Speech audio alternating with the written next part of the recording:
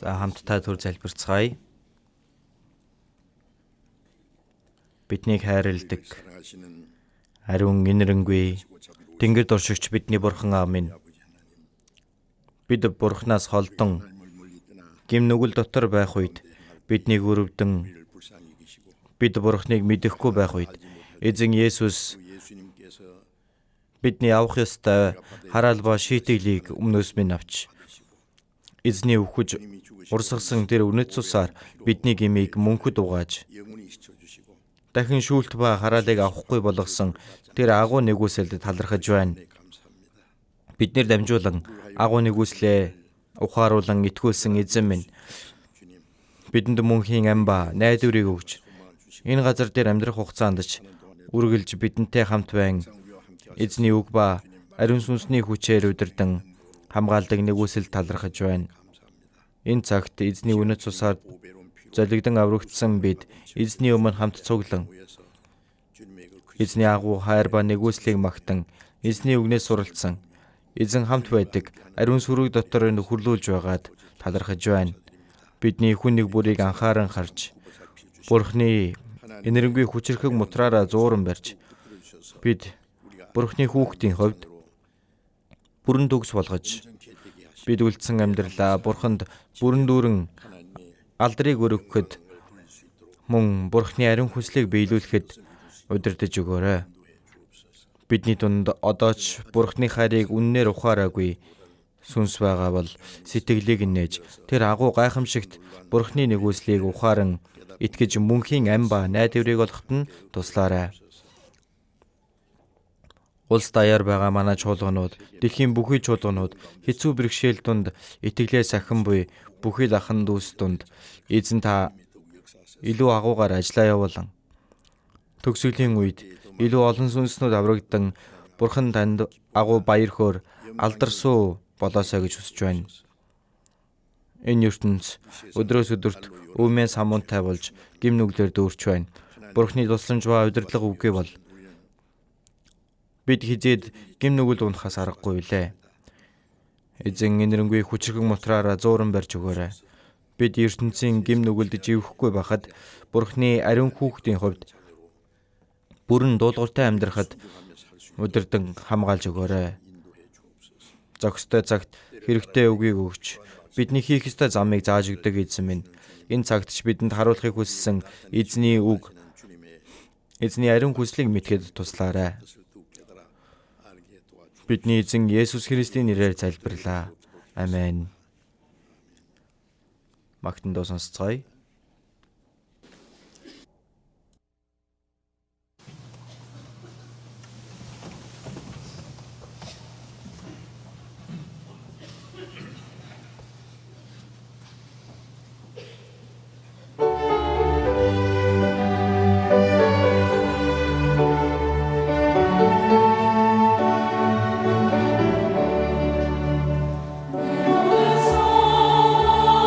Hero is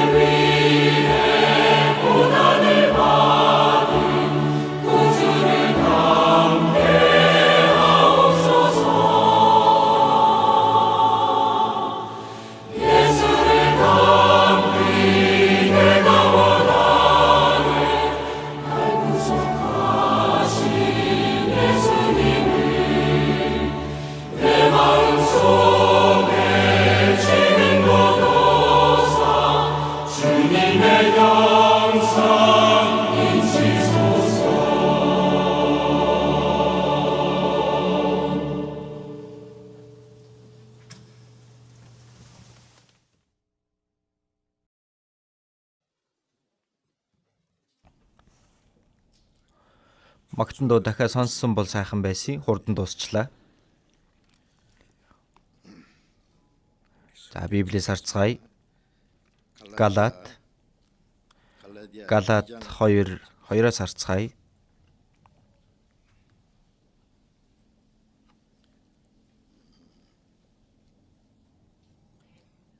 Галат 2-ын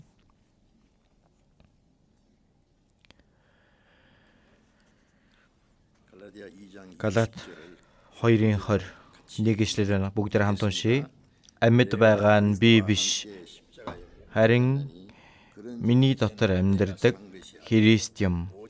Идүүгээ махбоддоо миний амьдарч байгаа нь намайг хайрлаж миний төлөө өөрийгөө өргөсөн Бурхны хүүд итгэх итгэлээр амьдарч байгаа хэрэг юм.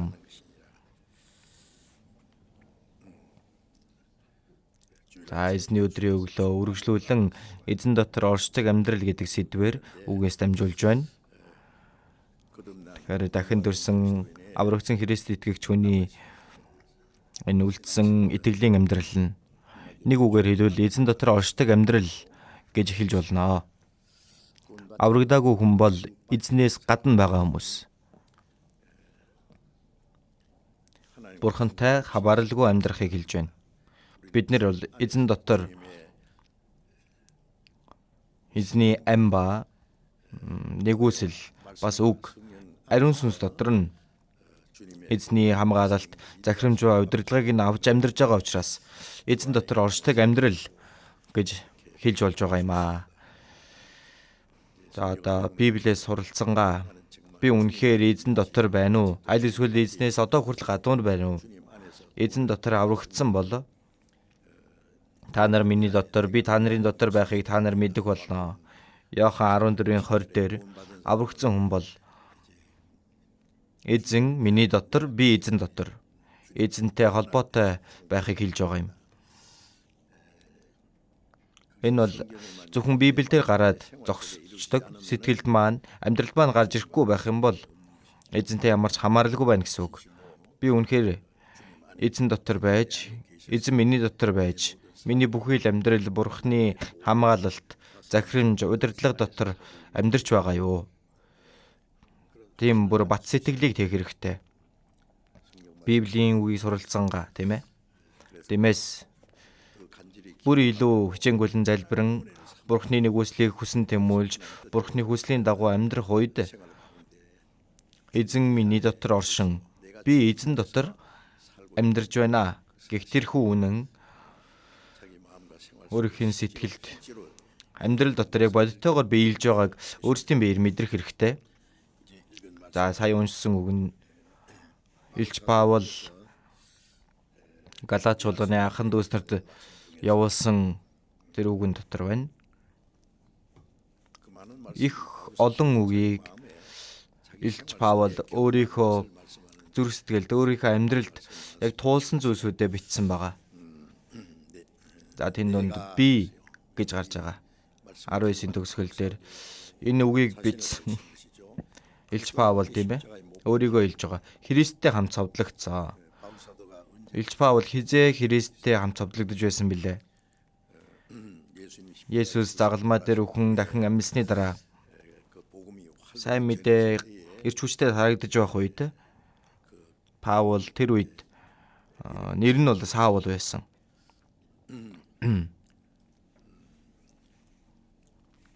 Израилийн анхны хаан гарч ирсэн Биньямин овог.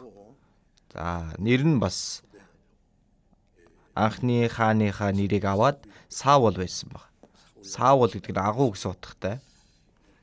Яг боддоор бол Саул хуулийг чандлан сахидаг, Бурханд хичээл зүтгэлтэй хүн гэж хэлж байгаа. Үнэхээр хичээл зүтгэлтэй байсан учраас Есүст итгэдэг хүмүүсийг хавчих нь Бурхны төлөөх юм а гэж бодож байсан байгаа юм.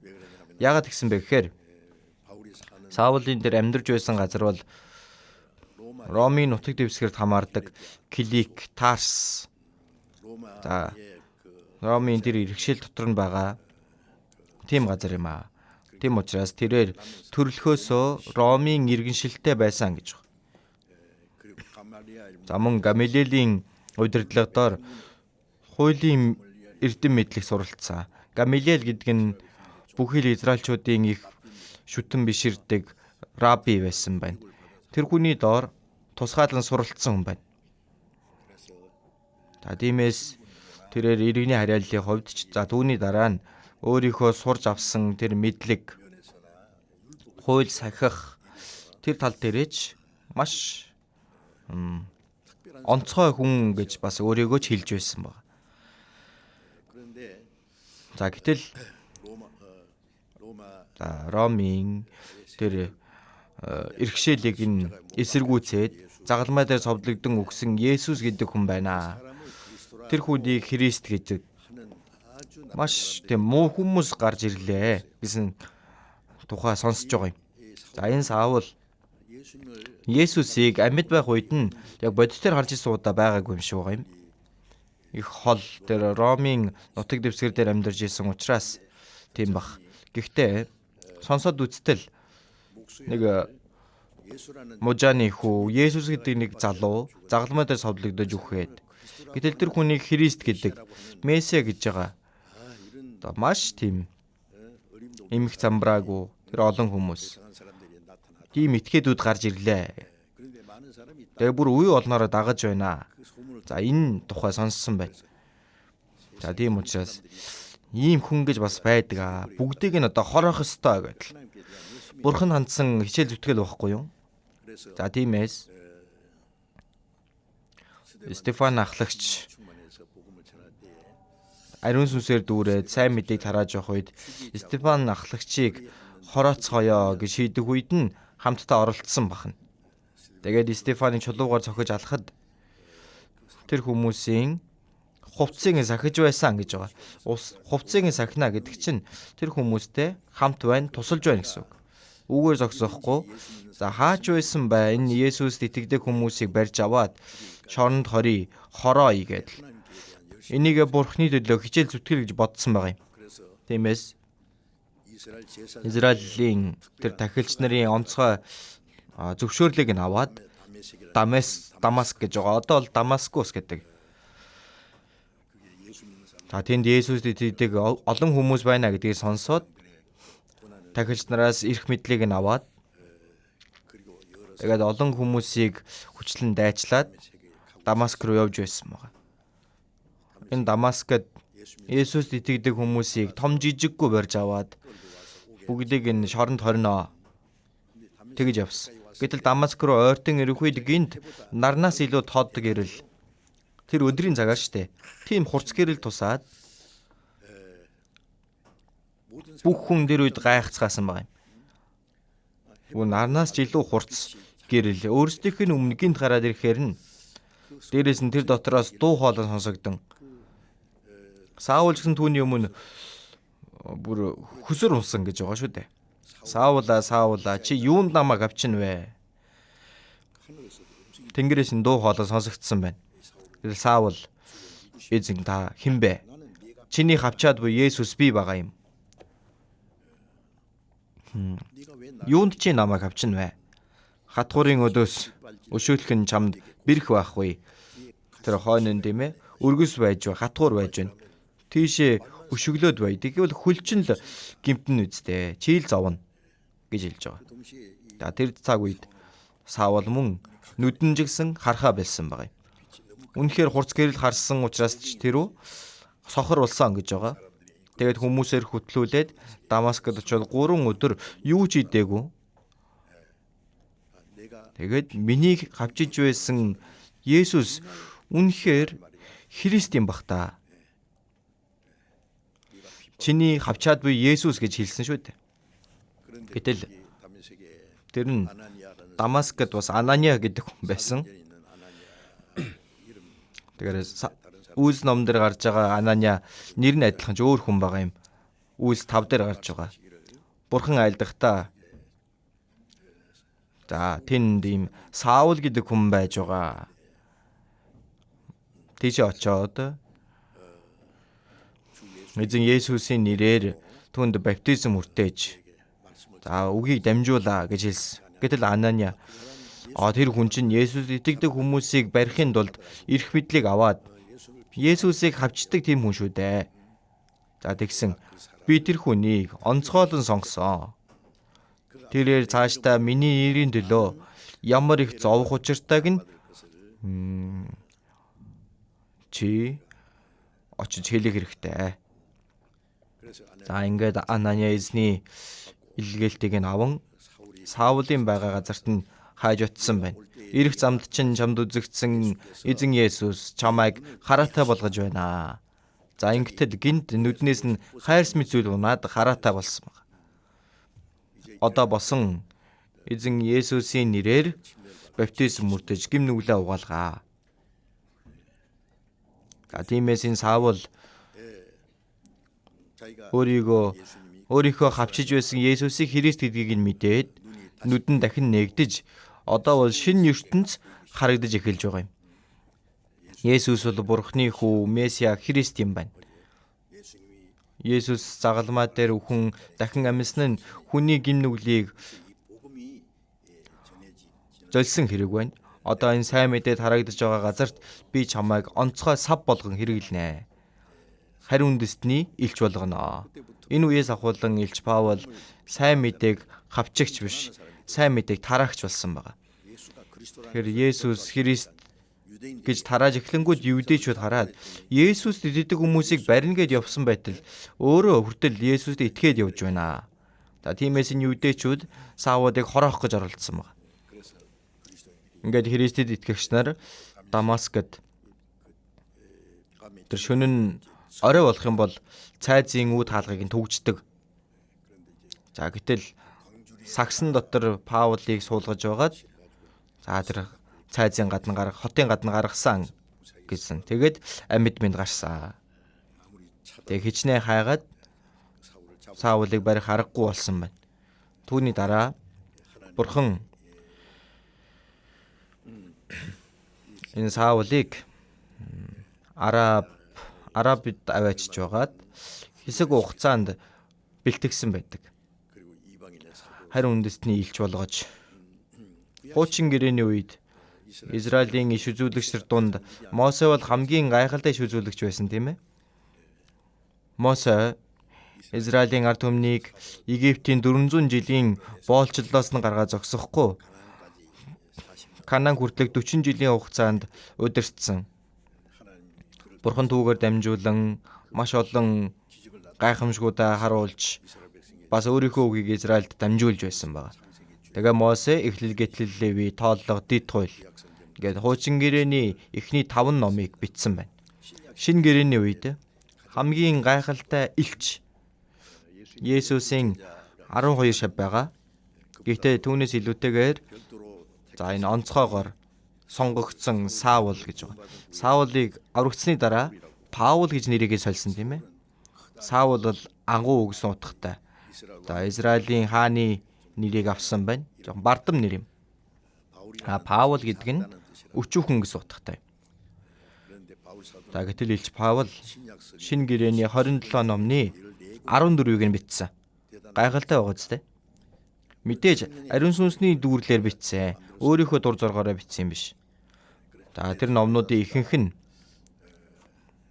сайн мэдээд хараагдаж очсон тэр олон чуулгануудад зориулсан загтал болсон байна. За ингээд сайн мэдээд харааж байгаад хамгийн сүүлд нь тэрээр очиж сайн мэдээд харахыг хүссэн газар бол Ром байсан. Ром бол бүх ертөнцийн зам Ромоор дамждаг гэдэг тэр цаг үеийн Ромд сайн мэдээ тараавал Ромын иргэшилд байдаг бүхий л газарт сайн мэдээ хурдан тараагдана гэж бодсон учраас за мэдээж хүчрхэг тийм улс боловч Ромд очоод сайн мэдээ тараах юмсан гэдгийг чин сэтгэлээсээ хүссэн байгаа юм. Тэрээр явахдаа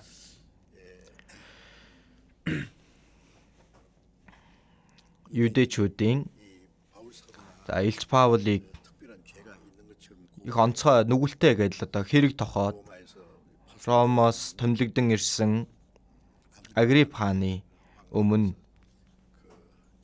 за тэр гимт хэргийг нь хэрэг тохоод түүнийг хороох гэж оролдсон байна. Тэгээд Паулыг бүр тэнд занчуулъя ташуурдуулъя гэж утсан байна. Гэтэл Паул хэлэхдээ Ром хүн намайг шүүхгүйгээр ташуурдах нь уу гэсэн. Ром хүн, Ромын иргэн. Ромын иргэн гэхээр бүр гайхацгаадаг.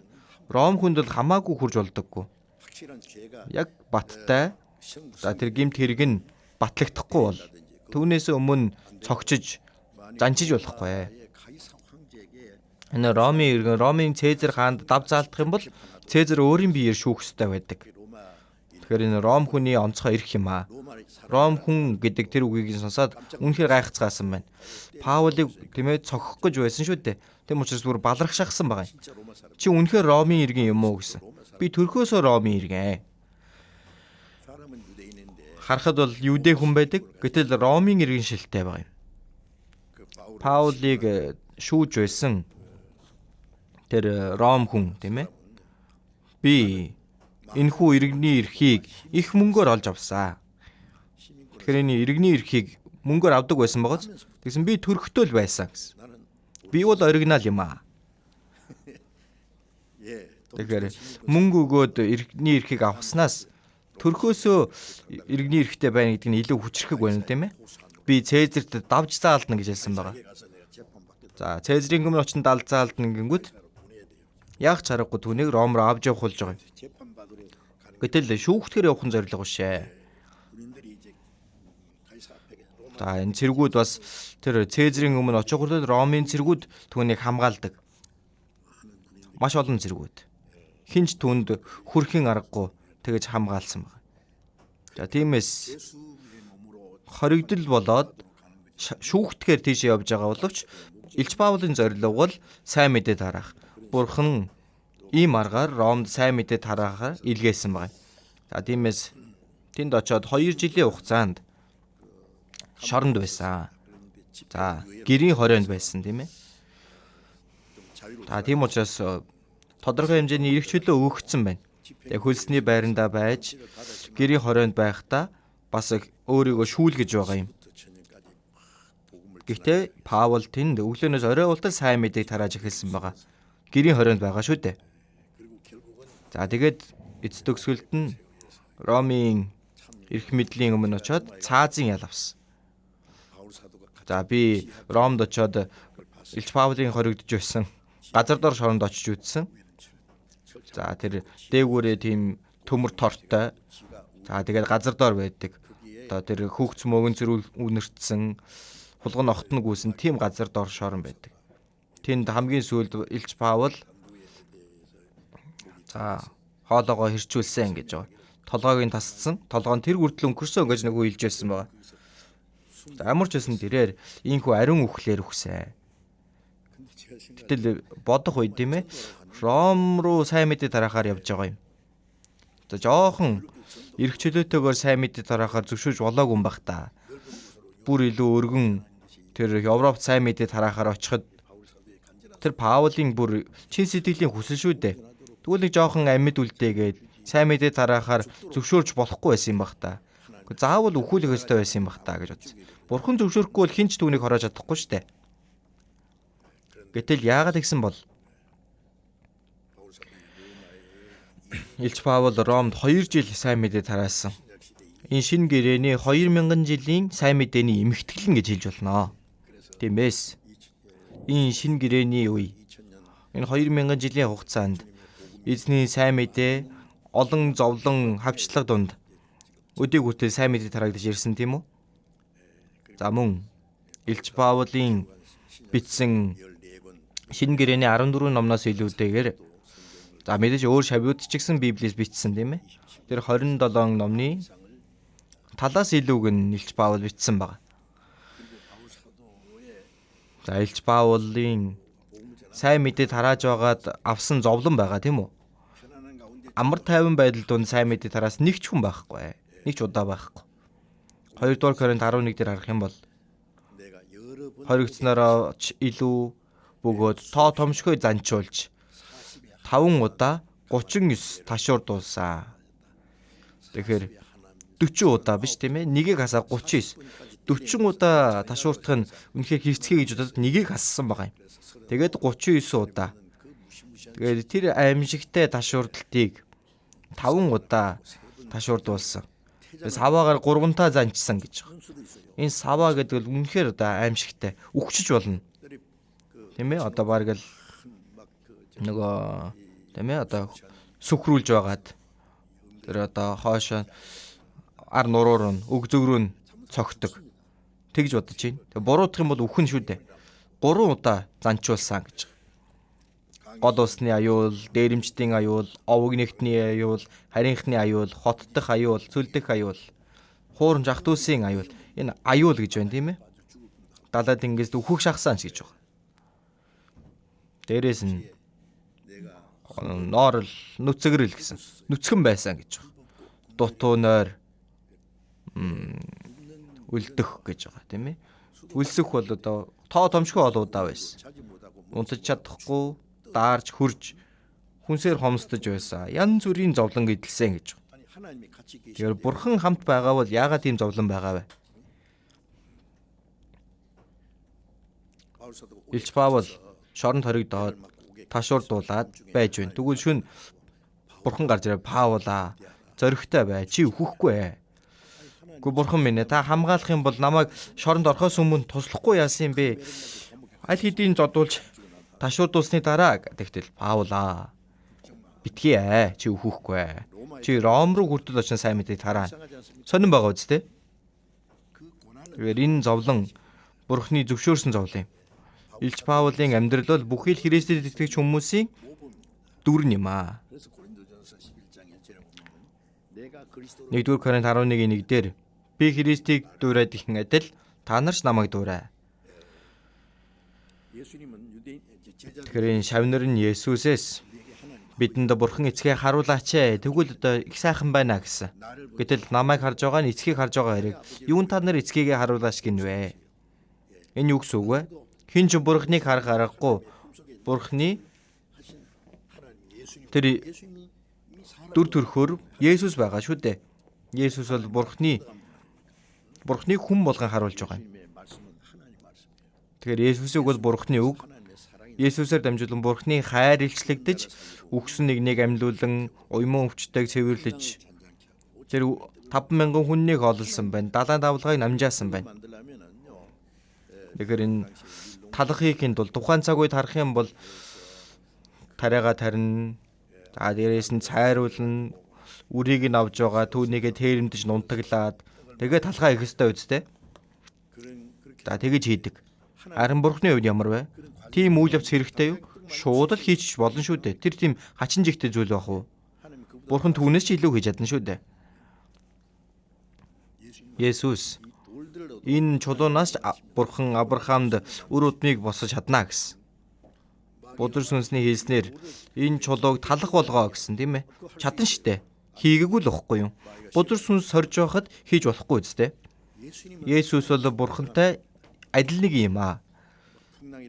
За тэр далайн давлгаа үүсэн, завин хүмрэг шахсан. Шавнар нь айсанда эзэн минь бид нараа үххнэ гэсэн байгаа. Гэтэл юун та нар айн вэ?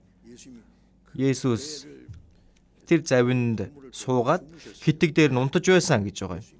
Яагаад гэвэл Есүс бидэнтэй адилхан биетэй учраас үнэхээр их ядраад. За тэр Галил нуурын дээр тэр завин дээр байхдаа унтсан, нойршсон гэж байгаа. За би бас энэ Галил нуур руу 2 удаа очиж үзсэн. Би Галил нуур дээр бас 20 юудэ пасторт үг орж байсан байгаа. Түүхэнд хамгийн богинохон сургаал байсан. За тэгээд хамгийн анх очих үед тэр нууран дээр гинт далайн давлгаа босч эхэлсэн баг. Яахлаараа нуур давлгаалдаг үлээ гэж бодсон. Тэгсэн хойд зүгт нь Хермон уул байдаг. Тэр Хермон уулын завсраар салхилдаг байгаа юм. Тэнгүүд энэ Галилийн нуур тэр чигээрээ өндөр давлгаа үүсдэг байгаа. Тэгээ тэр үед ямар ч завь онгоц гарч чаддаггүй гэсэн байна. За тэгээд наашаага буцаа гараад ирсэн чинь нэрэг дээр нь Петрийн загас гэ байж идэг. Нэг хамттай биш л те. За яг хөө тэгээд нэг дурсгал юм гээд авсан байгаа. Тэгээ би тэр давлгааг хараад их гайхсан. Ямар ч завь тийш явдаггүй гэж. Есүс тэр давлгаа үүсэх үед далайн давлгаа салхийг намж гисэн байгаа юм. Гэтэл түүний тиймхүү айлтгад давлгаанч намжсан, салхинж зогссон. Тэгээ завин дээр байсан шавнар нь тийм ээ гайхацгаа. Тэр ирэх юм болоо далайн давлгаа салхи хүртэл түн дуулууртай байдаг үлээ. Одоохондоо хэн гэдгийг мэдээг байгаа юм. Тэгэхээр тэнгэр газрыг бүтээсэн бүтээгчүүд. Тэр Есүс хэлэхдээ би тэднийг дуудахад тэд хамтдаа зогсноо гэж хэлсэн байна. Би тэднийг дуудахад тэд хамтдаа зогсдгоо. Сансар огторгоо тэр чигээрээ зогсох болно. Тэрээр ханаа бурхан юм аа. Гэтэл бурхан болох тэрээр хүний биеэр ирээд яг л хүнтэй адилхан 30 жилийн турш тэр ядуу мужааны хүү болон өссөн баг. 3 жил хагасын турш тэрээр өөрийнхөө үйл хэргийг эхлүүлсэн байдаг. Гайхамшигаа бүтээж харуулсан. Ямар их зовлон амссан бэ? Тиймээс Еврей 5 дээр тэрээр хүүн байсан хэрн зовсон зүйлсээсээ дуулууртай чанарт суралцсан. Тэр төгс болгогдсноороо гэсэн. Тэр бурхны хүү мөртлөө Есүс ямар их зовлон амссан бэлээ? Тэр зовлон авснараа бид нарыг аврагч эзнийхээ тулд төгс болсон гэж байгаа юм. Еврей 2:10 дээр харах юм бол олон хөвгүүд гэсэн байгаа. Тэр Есүс цорын ганц хүүн үхснээр олон хөвгүүдийг цог жавхлан авчрахтаа авралын эхлүүлэгчийг зовлонгоор төгс болгох нь түүнд зохистой байжээ. Тэгэхээр энэ авралын эхлүүлэгч зовлон авснараа төгс болсон. Зохистой байсан гэж. Есүс ямар их зовлон авсан бэлээ? Тийм ээ? Бурхантай хамт байдаг, бурхантай адил тэгш нэгэн мөртлөө яагаад зовсон бол? Илч Паул бурхан түүнийг харин үндэсний илч болгон босгоод Шинэ гэрээний 14 номыг бичүүлэн бурхны ариун сүнсний хүч чадлаар хамт байсан. Гэтэл Паул яагаад тэгж зовсон бэ? Ноорл нүцгэрэл, үлдэл цангал, даарл хөрөл. Тийм ээ? Галаат 6:17 дээр би биедээ Есүсийн оромнуудтай гэсэн. Энэ ором гэдэг чинь зовлон гэлж байна. Есүс баригдаад тийм ээ очоод ташуур дуулсан. Тэгээд тийшээ чирэгдэн яваад загалмай дээр цовлогдсон 6 цагийн дараа тэр өөд болдог. Илч Паул бол бүх насаараа ийш тийшээ явангаа ямар их зовлон авсан бэлээ. За магадгүй энэ зовлон авсан зовж байсан тэр цаг хугацааг нь бодож үзэх юм бол Паулын тийм ээ Есүстэй уулзснаас ахуулаад Ромд очин толгоогоо тасдуулан өөхөх хүртлээр тэр чигтээ зовлон байгаа юм. Тэр үүнийг Илч Паул хэлэхдээ би Христийг дуурайдаг шиг гэсэн.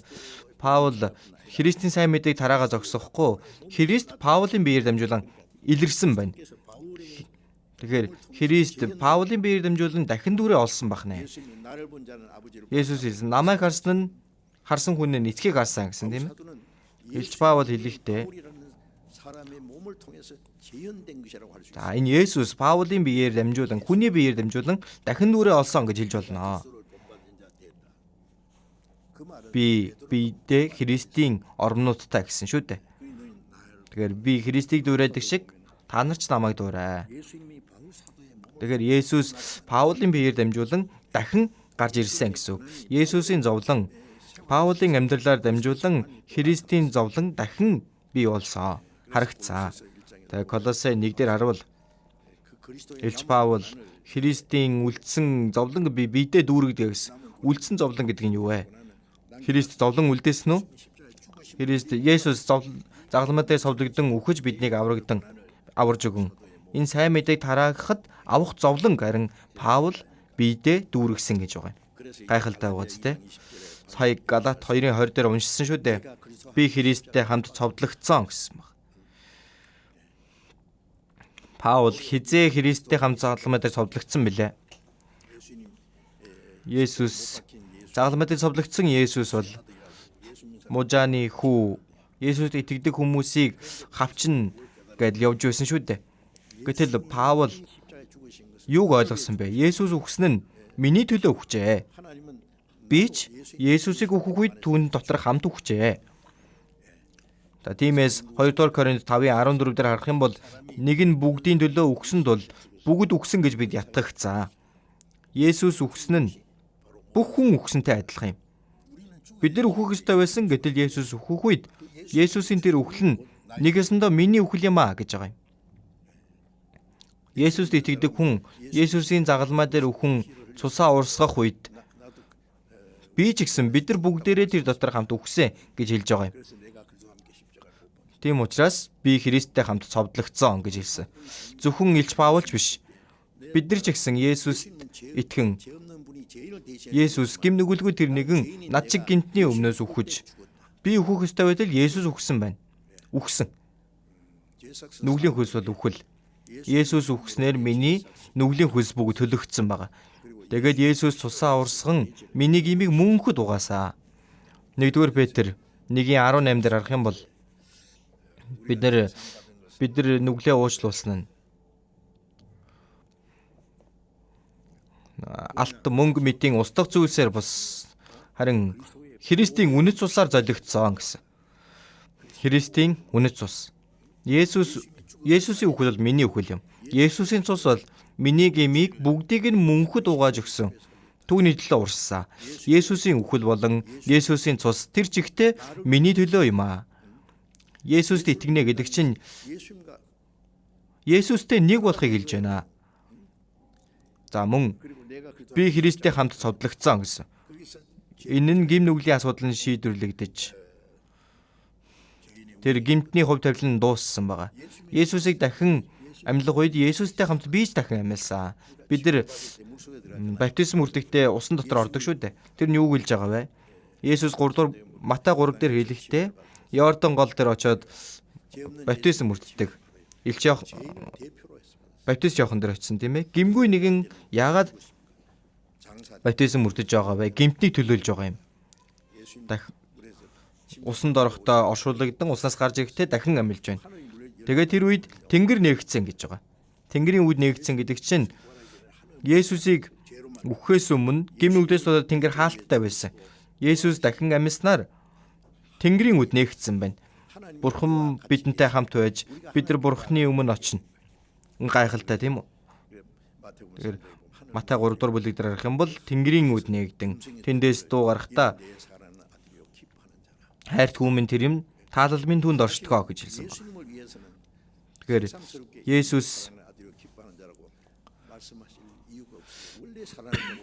Есүсийг хэлэхдээ хайрт хүмүн тэр юм гэж хэлсэн байна. Тэгэхээр Есүс дотор байгаа бидний төлөө бүх хүний төлөө хэлж өгсөн үг байна.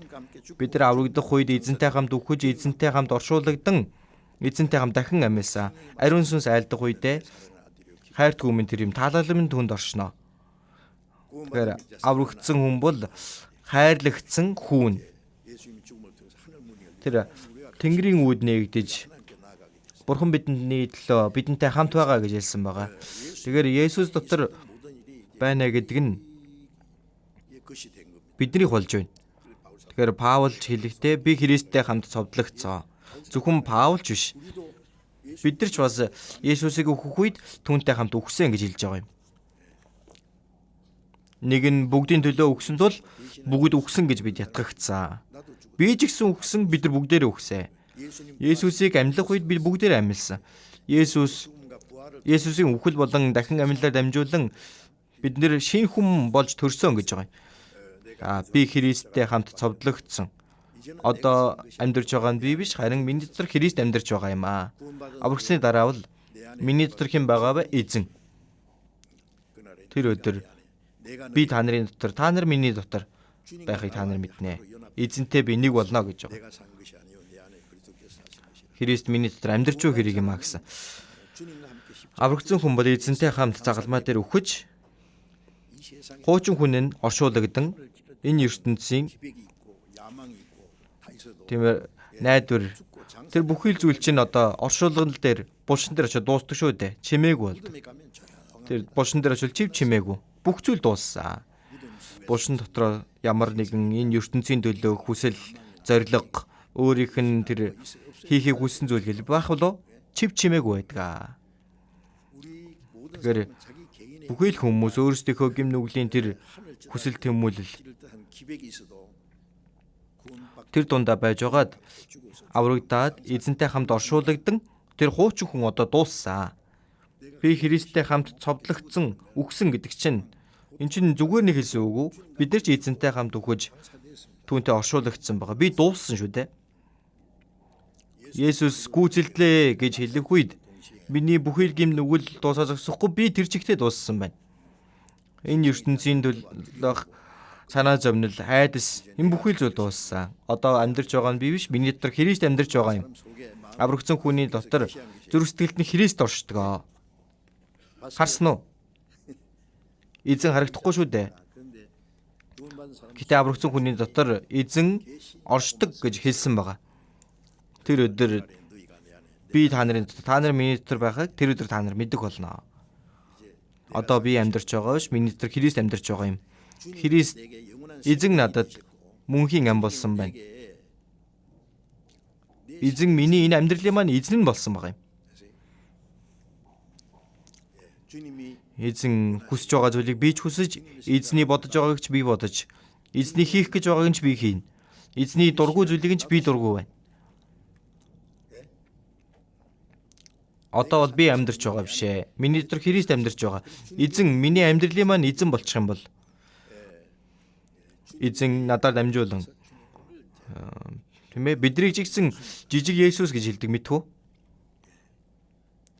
1-р Коринт 12-ийн 12 дээр харах юм бол одоо бүх Христэд итгэгч бүх хүмүүс нэгэн сүнсээр нэг бие болсон. Тэгэхээр олон байгаа бид нэг сүнсэн дотор нэг болцоо. Христ болсон гэж хэлж байгаа. Тэгэхээр аврагдсан хүн Христ юм аа. Өчүүхэн Христ гэж. За тийм үг байдаг байна уу? Библиэс харж үзье. 1-р Коринт 12.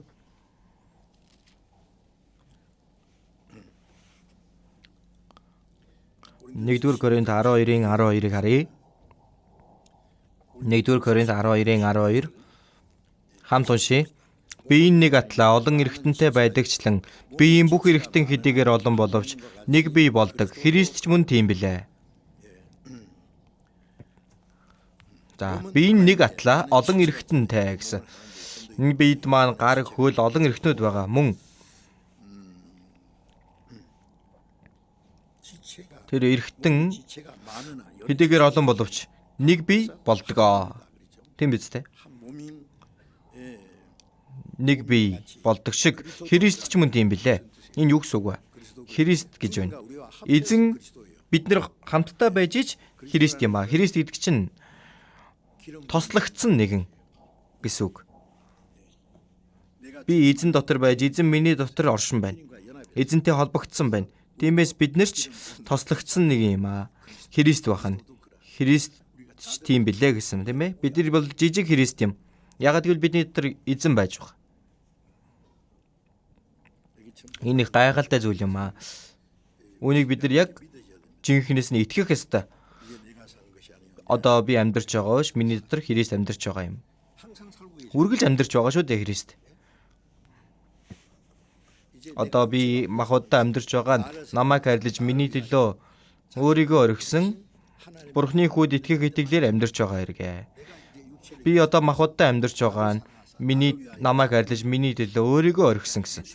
Есүс намайг хайрлаж миний төлөө тэр ариун нэгэн өөрийгөө орхисон. Тэр нэг юм. Тэрээр намайг авраа зогсохгүй. Тэр хол байдгийн биш, харин миний дотор байдаг. Христ шүү дээ. 2-р Коринт 5:13 дээр харах юм бол та нар итгэхэд байгаа эсгээ шалгаа өөрсдөө судал гин. Миний итгэл жинхэнэ үгүй юу гэдэг шалга. Христ та нарын дотор байгааг та нар өөрсдөө мэддэггүй юм уу? Христ та нарын дотор байгааг мэдэхгүй байгаа бол хэрвээ та нарт байхгүй бол та нар орхигдсон нэг юм аа. Аврагдсан хүн бол тэр хүний дотор Христ байдаг. Ром 8:9 дээр Христийн сүнс байхгүй бол тэр түүнийг биш ээ. Христийн сүнс миний дотор байдаг. Эзэн миний сэтгэл дотор би эзнийхээ дотор байна. Яг усан үзмийн зүйрлэл шиг. Тэр усан үзмийн зүйрлэл шиг. Эзэн миний дотор. Би эзний дотор. Эзэн бид хоёр салгах боломжтой юу? Эзэн хаана байгаа вэ? Тэр сансар огторгууг удирдан бурхан байж байгаа. Энэ жигсэн байна. Миний дотор ч байна. Энэ бол бид бүхний мэдлэгээр тайлбарлахын аргагүй зүйл. Байгаа гэж байгаа бол байгаа л гэсэн үг. Амьд байгаа нь би биш, харин миний дотор амьдардаг Христ юм аа.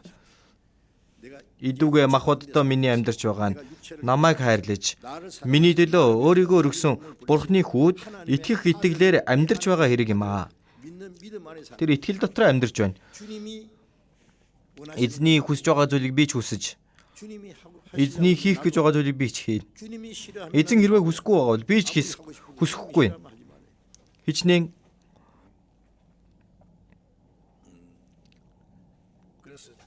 тиймээс эзэн бидний амьдралын маань эзэн болох хэрэгтэй. Үнэхээр яг тэр жинхэнэ Христ итгэж хүний амьдрал бол тэр юм. Эзэн одоо би амьдарч байгаа харин Христ амьдарч байгаа. Эзэн миний амьдралыг удирддаг. Амьдралын маань эзэн нь гэсэн үг шүү дээ.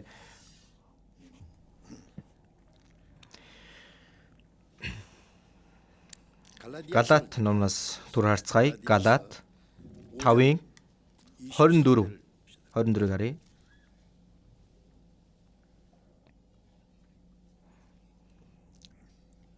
Галаат 5-ын 24 хамт уншицгаая. Христ Есүс тамаатай хүмүүс өөрсдийн махбодыг бузар хүсэл тачаалынхын хамт загалмайд цовдлсон. Христ Есүс тамаатай хүмүүс гэж байна. Тэгэхээр аврагдсан хүнийг Христ Есүсийн хүмүүс гэж хэлсэн байна. Их гоё нэр байгаа үстэй. Христ Есүсийн хүмүүс. Христиан. За энэ христиан гэдэг үг хамаагүй хэрэгж болдоггүй. Зарим нэг компани дарах юм бол нөгөө тэр христиан гэж хэлээ штэ. Тэр хүн чинь Христэд итгэгч гэж хэлээ.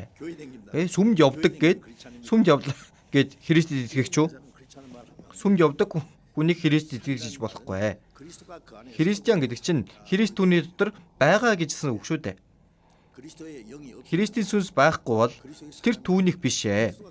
Христ дотор нь байгаа хүн. Тэр бол Христийн хүн юм. Дахин дөрсөн хүн. Христ түүний дотор оршдог хүн.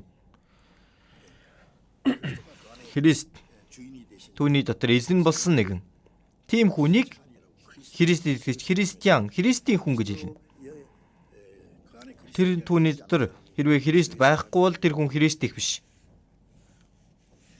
Тийм ээ? Та нар итгэл байгаа эсгээ шалгаа өөрсдөө судал гэсэн.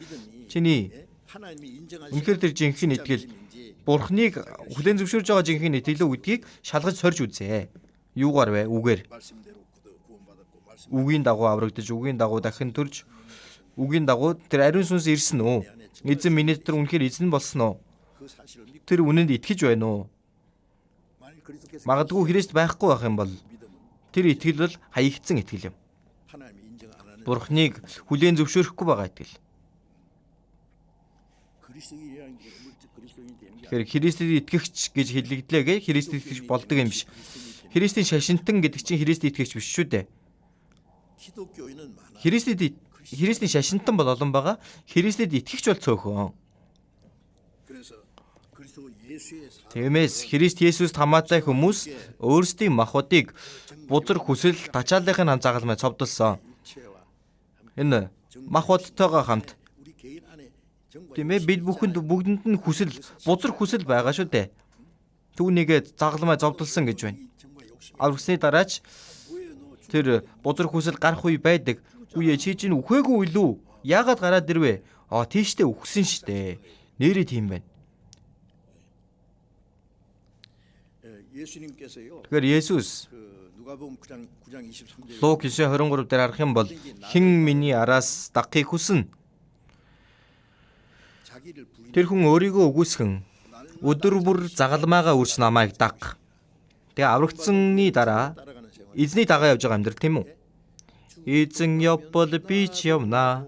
Эзэн зогсвол би ч зогсноо. Тэгэхээр эзэн явъя гэвэл яваад эзэн энд бай гэх юм бол байгаад тэрийг хэлж байгаа. Тиймээс хинч бай миний араас дагахыг хүсвэл тэр өөрийгөө үгүйсгэнэ. Өөрийгөө үгүйсгэн гэдэг чинь өөрийнхөө зорилго, өөрийн хүсэл тэр бүх зүйлээ тэрийг хаях хэрэгтэй. Үхчихсэн шүү дээ, тийм үү? Түүний төлөө эзэн үхсэн биз дээ. Өөрийгөө үгүйсгэх хэрэгтэй. Өөрийгөө үгүйсгэж өөрийнхөө загалмайг үүрэн идэвхгүй талаараа өөрийгөө үгүйсгэн яг идэвхтэй талаараа загалмайгаа үүрээд. Загалмай гэдэг нь юу вэ? Есүс загалмай дээр үхээс өмнө хамгийн сүүлд Гетсеманы залбирал байгаа тийм үү? Матай 26-гийн 39 дээр эцэг минь болж игэл надаас энэ аягийг өнгөрүүлээч. Есүсийн өмнө тэр үхлийн эмтэй аяг байж байна.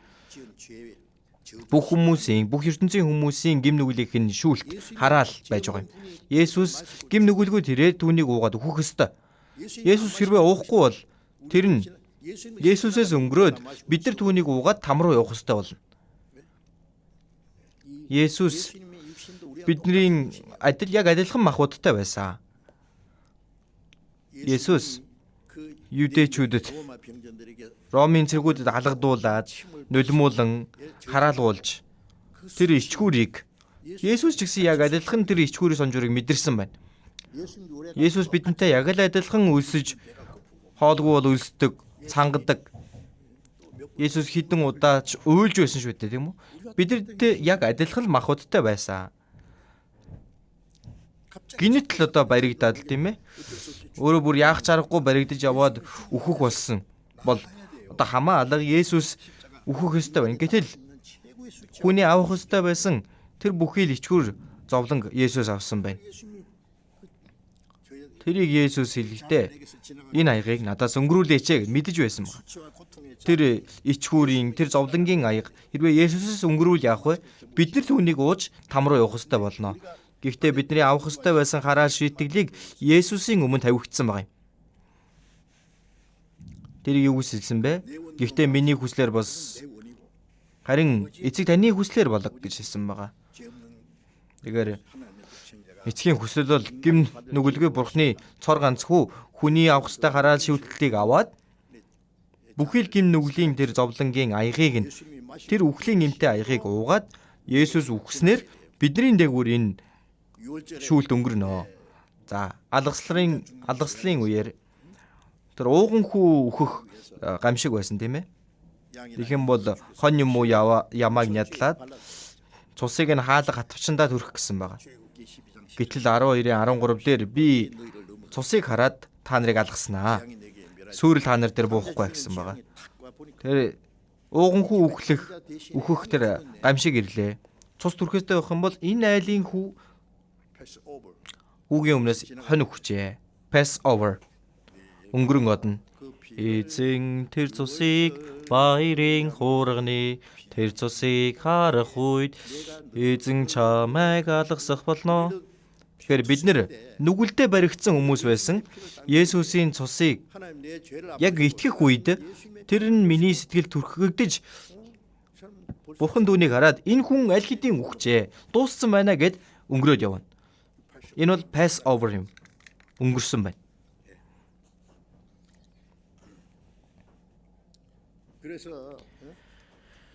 За тиймээс өөрийгөө үгүйсгэнэ гэдэг чинь миний төлөө энэ гим нүглээс болж эзэн өгсөн шүү дээ. Цусаа урсгасан шүү дээ. Би дахиад энэ гим нүгэл дотор амьдраад байх уу? Өөрийнхөө бүхий л зүйлийг үгүйсгэн. Түүнийг хаяхыг хэлж байна, тийм ээ? Одоо миний дотор эзэн байгаа. Тиймээс өөрийгөө үгүйсгэж өөрийнхөө загалмайг үүрэх ёстой. Энэ юу вэ? Зовлон хэлж байна. Тийм ээ? Идэвхгүй талаараа өөрийгөө үгүйсгэж яг тэр идэвхтэй талаараа загалмайгаа үүрэхэ гэж хэлсэн байна. Тэгэхээр бид нар эзнийг дагаад явна гэдэг чинь загалмайгаа үүрээд явдаг. Өдөр бүр шүү дээ, өдөр бүр.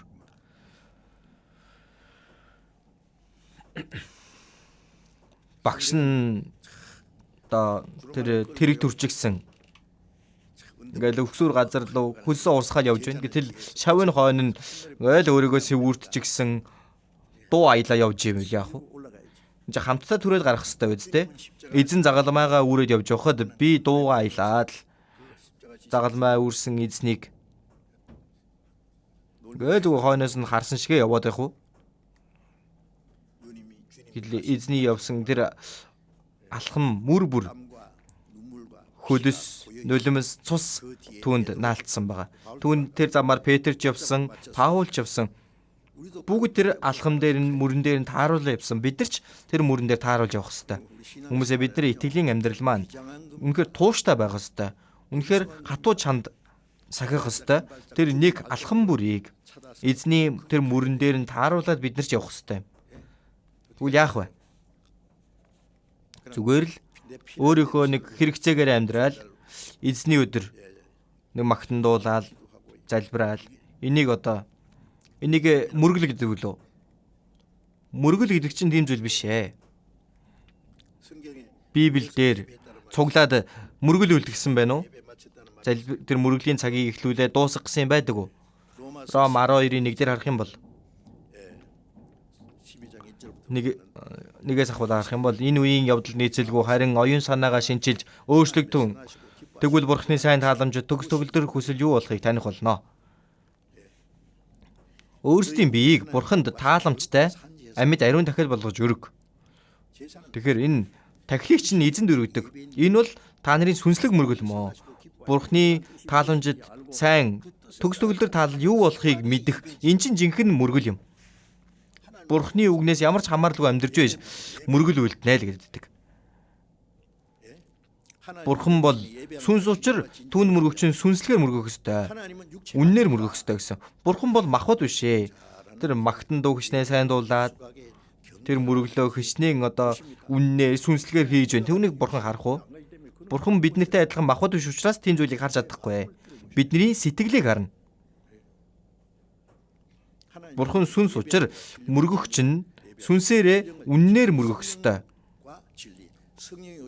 Тэгэхээр сүнс үнэн дотор яг тэрний дагуу амьдарч байгаа нь өөрөө сүнслэг мөргөл юм аа. Тэгэл мөргөл үйлдэнэ гэл тэгэхээр үнхээр гайхалтай тийм.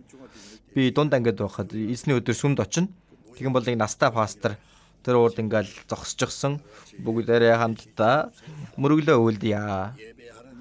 Мөргөлөө үйлдэж байгаа нэг нь сүнсээрээ үннээр мөргөх ёстой. Тэр мөргөл үү? Бурхнаар тоглоом шоглоом хийж байгаа юу? Бурхныг ямар шүтэн болгож байгаа биш. Тэгэхээр бидний ярьж байгаа, бодож байгаа, үйлдэж байгаа бүхий л зүйл Бурхны сайн тааламж төгс төгөлдөр таалал тэр дотор амьдрах нь энэ бүхий л амьдрал маань өөрөө амьд бөгөөд сүнслэг мөргөл юм а гэсэн байна. Энэ мөргөл биш үү?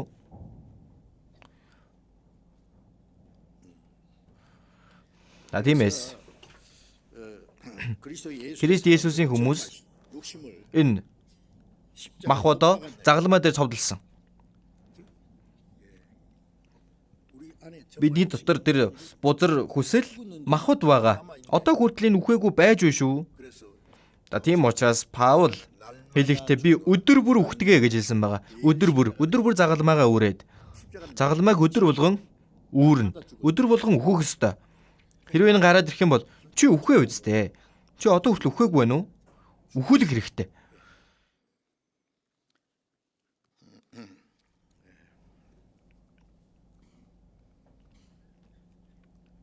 Тэр бодрог хүсэл махбодын тачаал түүнийг загалмай дээр сувлан үхүүлэх ёстой. Галаат 5:25 байна.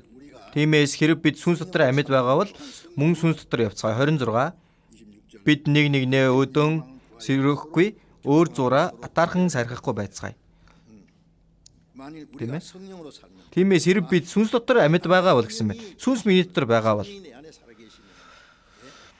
сүнс дотор явцгаая. Сүнс миний дотор байгаа бол сүнсний дагуу явах хэрэгтэй үстэй. Ариун сүнсний дагуу миний дотор эзэн байгаа бол би амьдарч байгаа биш. Миний дотор Христ амьдарч байна. Миний бодол, миний бүхий л төлөвлөгөө түүнийгээ хаяад миний дотор байгаа эзний хүслийн дагуу амьдрах ёстой биш үү? Ариун сүнс бол эзний хүслийн дагуу амьдрахаар өдөр бүр өөрийгөө үгүйсгэн өдөр бүр өөрийнхөө загалмайг үрээд загалмай бол үхлийг хэлж байгаа. Намайг даг. Эзнийг дагах ёстой. Хаашаач бай.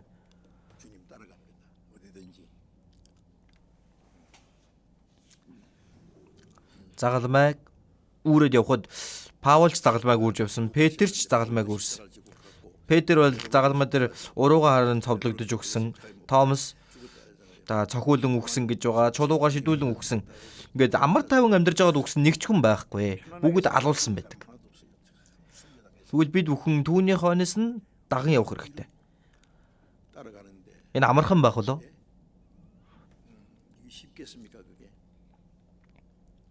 Ром 8:17 дээр харах юм бол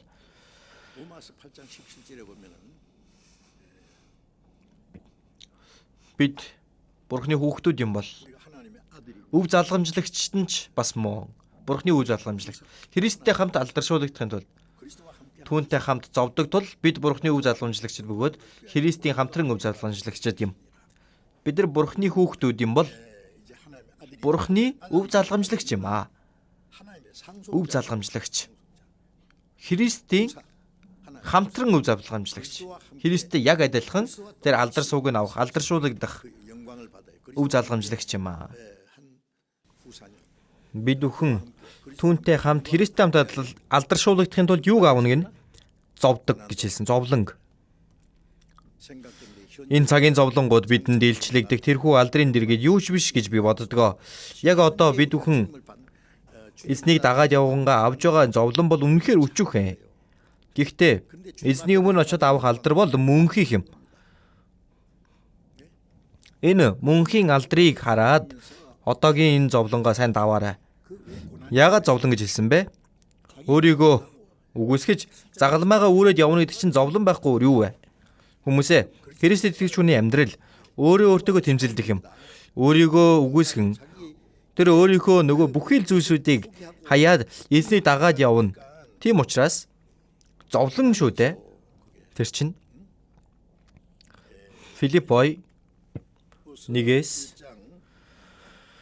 Филиппой 1-ийн 29-ийг түр харцгаая. Филиппой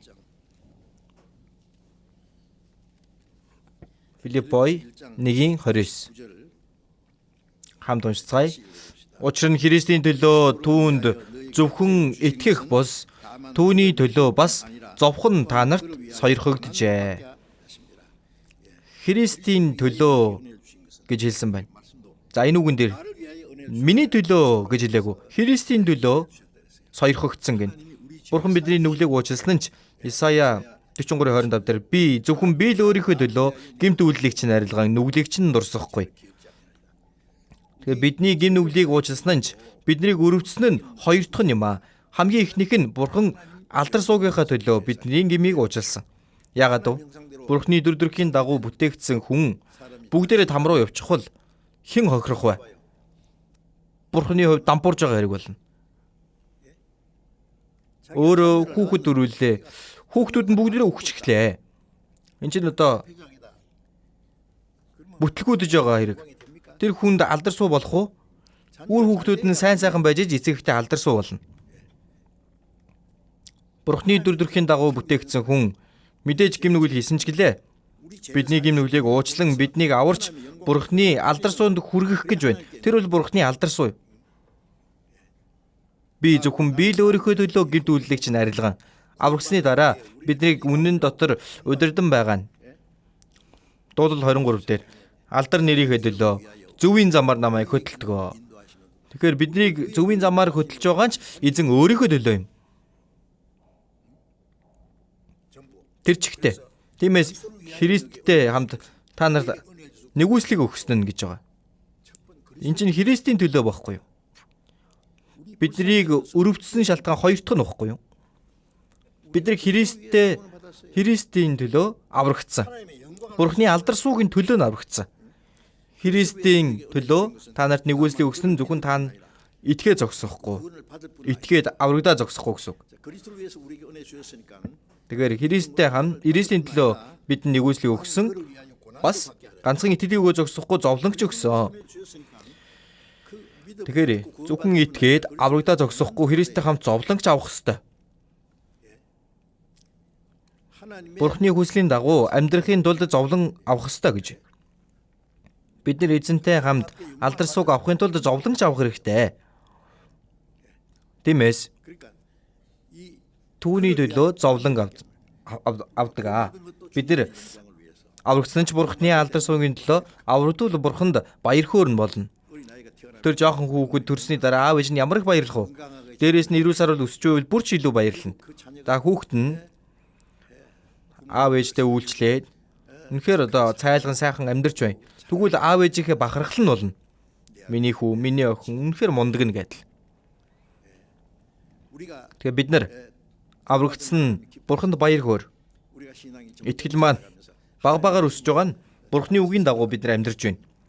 Бурхны үгийг дагаад амьдарч байгаа энэ бол өөрийгөө үгүйсгэж тэр эзнийг дагаад явах. Бидний хувьд бол зовлон. Энэ зовлон заавал ташуурдуул, заавал шоронд орж иж тэрийг зовлон гэх биш. Харин эзний хүслийн дагуу амьдрыг ивэл махбодоо эсэргүүцэх, үгүйсгэх. Энэ бүхэл зүйл хин нэгэн хараасан ч, хин нэгэн намайг шүүж байсан ч түүнийг төвчдөг. Надаас болж та нарыг хүмүүст оромжилж хавчиж, та нарын эсрэг зүсэн бүрийн ёрын юм худлаар ярихад, тийм ээ? Та нар ерөөлтэй яа гэсэн байгаа. Тэнгэрдэг шагналж агуу юм аа. Мөн хөөрөн баясцгаа учир нь та нараас өмнө байсан шүүжүүлэгчдийг тэдийнхүү авцсан. Биднийг ч дээрээс нь эзнийг ч хавцсан байна.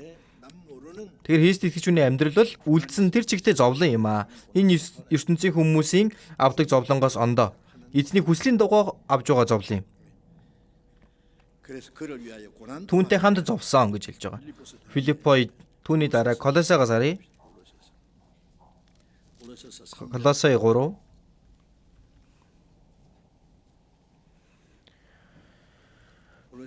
Колосай 3-ын 1. Хамт уншия. Тиймээс хэрв та нар Христтэй хамт амьлуулагдсан юм бол дээгүүрх зүйлсийг хай. Тэнд Бурхны баруун талд Христ заларч байгаа. Та нар Христтэй хамт амьлуулагдсан юм бол гэсэн байна. Эзэнтэй хамт өгөж оршуулгдан бидний гэм нүгэл шийдвэрлэгдээ. Эзэн амьсан бол би ч эзэнтэй хамт амьлуулагдсан. Эзэнтэй хамт Христтэй хамт амьлуулагдсан юм бол. Тэгэхээр аврагдсан хүн бол Христтэй хамт амьлуулагдсан. Миний гэм нүглийг уучлахын тулд өгөж дахин амьлуулагдсан. Тийм амьлуулагдсан бол дээгүүрхийг хай гэсэн байгаа. Бурхан биднийг аварсан нь энэ газрын зүйлийг өгөхийн тулд аварсан юм биш ээ.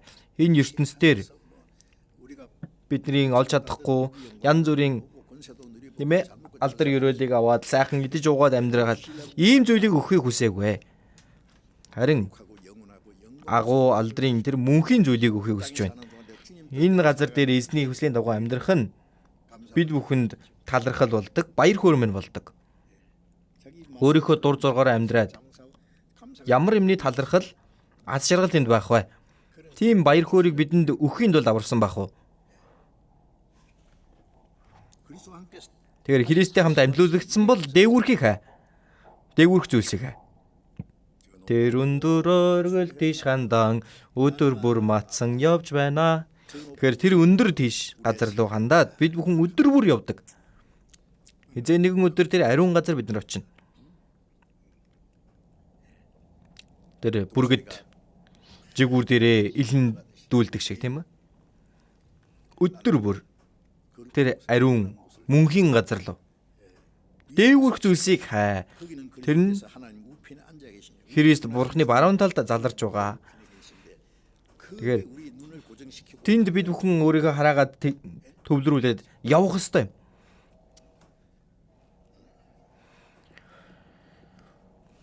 За өнөөдөр жоохон богинохон орё гэж бодсон. За богинохон байх нь үгүй юу мэдэхгүй байна. За ямар ч хэлсэн үргэлжлүүлье. Исая 26 дур харцгаая. Исая 26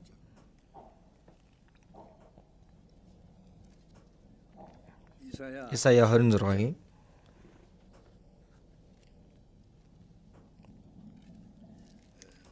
26-гийн за 26-гийн 3. За 3-ыг харъя. 26-гийн 3-ыг хамт уншийе. Танд итгэдэг учраас бодол санаа нь бат хүнийг амар тайван дотор та хамгаална.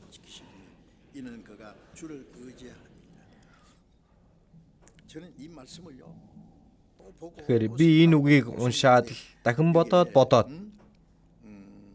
тэгэл амар тайван дотор та тэр хүнийг хамгаалдаг гэсэн байна. Бодол санаа нь бат хүнийг хамгаална гэж байна. Тэгэхээр бодол санаа нь бат хүн, эзэн бат хүн бахна. Эзэнд өөрийнхөө харааг бүр ингээд тогтоочихсон хүн. Байнга л эзнийг харж байдаг. Эзнийг бодож, эзнийг дагаж явж, эзнийг даган үйлдэн бүр өөрийнх нь амьдрал нь эзнэр шийдвэрлэгдсэн хүн. Зөвхөн эзэнд найддаг. Эзний алдар суугийн төлөө л амьдрдаг хүн. Эзний хүслийн дагуу амьдрий гэж бүр шийтсэн хүн. Энэ хүн бол бат хүн. Бодол санаа нь бат хүн юм. Хараагаа эзний салгаагүйгээр бүр эзэнд тогтоогоод явах ёстой. Сэтгэл нь бат хүн. Тэр хүнийг амар тайван дотор эзэн хамгаалдаг гин. Амар тайван дотор гэсэн байна. Эзэн бидэнд Бурхны тэр амар тайвны үг үнэтэй. Хүмүүсээ та бүхний дотор ямар нэгэн тухгүй тийм хуваагдсан гомдол байна уу? Юунаас болж байна? Ядууч бай, тийм ээ? Хэцүү амьдралтай байж бай. Эзэн байвал болоо үз, тийм.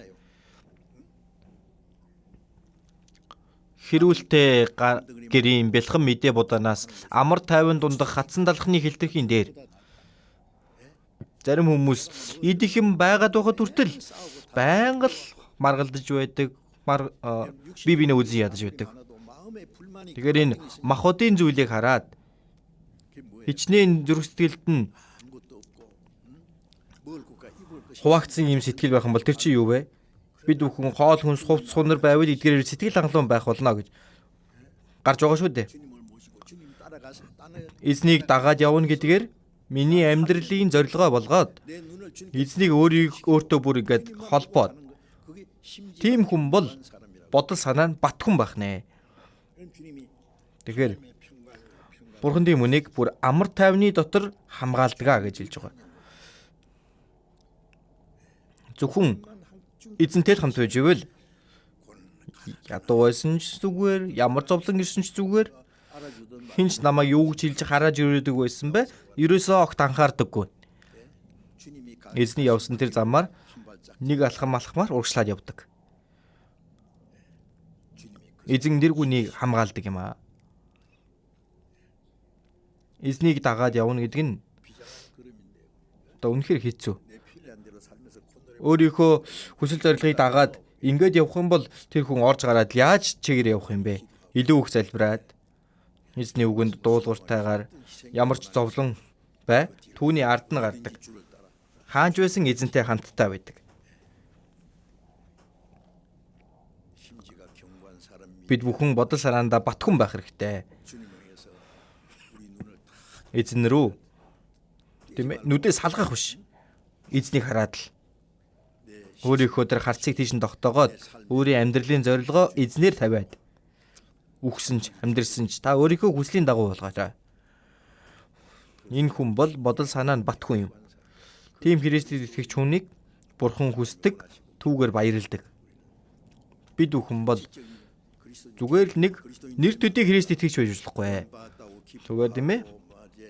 Аврагдсан, баярлсан, талархсан гэл тэгдэг мөртлөө амьдралд нь юуш гарч ирэхгүй бай. Тэр бол Бурханы хүсэх зүйл ерөөсөө биш ээ. Бидний сэтгэл, бидний амьдрал, үйлдэл, үг, бидний залбирал хүртэл яг шударгаар залбирдаг. Залбирах үедээ ганцаараа ингээл Бурханыг илүү хайрладаг юм санагдаж байгаа. Янз бүрийн гоё тансаг үгээр залбирлаагээ Бурхан сонсгол уу? Чи ёстой сайн залбирдаг юм байна. Тийм ээ, ингээл бүр урсгал ус шиг залбирдаг. Зарим хүмүүс залбирх үедээ бүр ингээл дуустдаггүй. Урсгал ус шиг гарч ил байдаг. Зарим хүмүүс нь сайн залбирч чаддаггүй. Аава, эзэн минь гэж жагаад дуусчихна. Тэгсэн мөртлөө бурхан мэдэж байгаа штэ. Тэгээ жоох үгөө тийм ээ. Ээжээ, аава гэж сонсдог үсттэй. Биднийг заавал төгдрөхгүй залбирлаа гэдээ бурхан сонсох уу? Зүрх сэтгэлийг харж байгаа шүү дээ. Зүрх сэтгэлдээ байхгүй мийг явах юм бол хэлэх юм бол чи юу ярьж байна? Чи сэтгэлдээ байхгүй юм яриад байна штэ. Ингэж болохгүй үсттэй. Магтан дууч адилхан. Дуулал 33-ийн 1 дээр харах юм бол чиг шудраг хүн магтан дуулган зохистой. Магтан дууны үг ямар гоё байдаг вүлээ. Итгэмжит байна гэдэг тангаргалдаг, залбирдаг, гэрчлэл тэнд байгаа, сайн мэдээ тарааж байна. Эзэн дуулууртайгаар амьдрын тэнд өчөж байна. Тэгэхээр магтан дуу үнэхээр сайхан байдаг. Тэр нь гол нь чиг шудраг байх хэвээр. Өөрийн сэтгэл байхгүй юмыг зөвхөн амаараа ярьлаа. Энэ ямар точоо биш үү, тийм үү? За тэр гүндийн шувуу гэдэг шувуу байдаг. Хүннийг яг адилхан дуугаар ярьдаг. Юу гэсэн бэ гэхээр эрхэм ерөнхийлөгч төрийн хэрэг та их хичээж байна. Тэр одоо өөрөө мэдэж ингэж ярих уу? Хин нэгэн байнга заасаар байгаад зүгээр дагаад хэлж байгаа. Точоо бас тийм байдаг үстэй. Бид бүхэн точоо шиг тийм байвал бурхан баярлах уу? Үгүй ээ. Чи юу яриад байна? Чиний юу яриад байгааг би ойлгохгүй байна гэн. Бид бүхэн зөвхөн нэр төдий Христэд итгэгч биш. Христ итгэгчийн хуваар үнэхээр яг Бурхны хүүхдийн ясар Христ итгэгчиг амьдрах ёстой. Үгийн дагуу. Эзний ирэх өдөр хол биш байна. Тиймээс би амьдарч байгаа биш. Харин миний дотор Христ амьдарч байгаа юм. Галаат 2-ын 20-ыг бүгдээрээ цээжлэн үстэй. Цээжлээгүй хүмүүс нь хоолоо битгий дээрээ. Хоолоо идэх тэр цагаараа сайн цээжлээд ав. Амархан цээжлэн 10 удаа уншчихад л цээжлэн. Баян уншаад байвал цээжлэгддэг. За тиймээс бид бүхэн үнэхээр жинхэнэ Христ итгэгч хүний хуваар Бурхныг харахад үнэхээр зохистойгоор амьдардаг, зохистой Христ итгэгч хүнээр амьдрах хэрэгтэй. Энэ бол би эзэн дотор, эзэн миний дотор эзэнтэй хамт амьдрах амьдрал юм аа. Хамт залбирая. Энэрэнгүй бурхан аамен. Бид нар бурхныг мэдэхгүй байх үед бурхантаа биднийг өрөвдөж бидний гим нүгэл дунд байхад эзэн Есүс бидний өмнөөс өхөн урсгасан тэр үнэт цусаар бидний нүглийг мөнхөд угааж ямар ч хийсэн гавьяагүй байхад аварж өгсөн нэг үсэл талархаж байна. Бидний зүрх сэтгэл, бидний бие, сүнс бүгд эзэн та худалдан авсан тул таних үлээ. Бид энэ амьдралдаа зөвхөн эзний алдарсуу гинтлээ амьдрах туслаарай. Эзний үг ба ариун сүнсээрээ өдөр болгон биднийг шинчилж энэ газар дээр бүхий л худал хуурмаг гим нүглээс холдон эзэн таны сайн таламжид төгс төгөлдөр тааллын төлөө Бурхны төлөө амьдрахад та туслаарай. Бидний амьдралаар дамжуулж Бурхан эцэг танд алдарсуу очоосоо гэж хүсэж байна. Бидний бүхий л амьдралаа эзэндээ даатхан бидний эзэн Есүсийн нэрээр залбирлаа. Амен.